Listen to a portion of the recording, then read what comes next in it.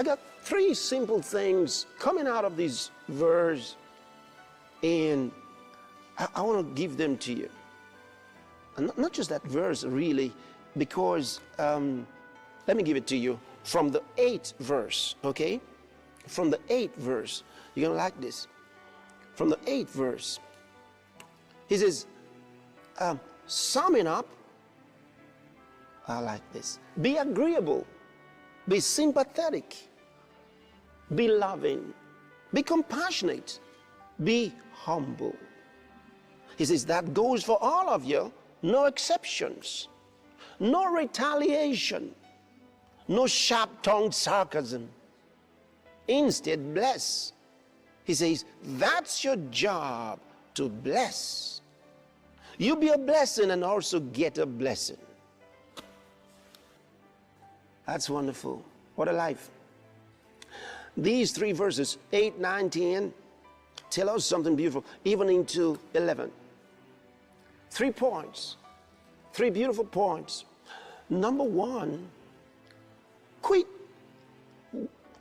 wanting to be somebody else. That's number one. See, people who are not satisfied with themselves have the burden of always wishing they were like so-and-so, like the other fellow. You know, you look at somebody and you wish you were like that. You think about someone else and you wish you were like that. You wish your life was different. The first thing, you got to have value for yourself. Remember, you can treat anybody right until you treat you right. If you're not glad about you, you can't be glad about anybody else.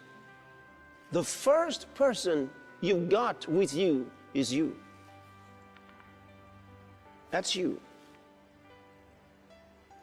Be happy about you because God's happy about you. God loves you. God values you. He sent Jesus to die for you, to die in exchange for you, which means you're valuable to God.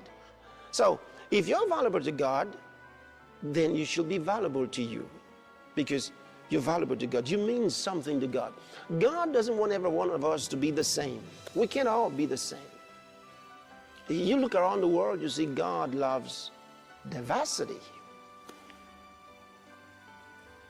See, so we're all very different. And the beautiful thing is how God expresses himself through every one of us so differently.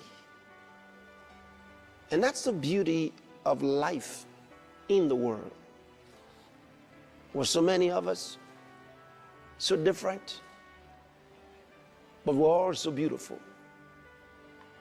And until you recognize that, you will never be able to bring out the best in you.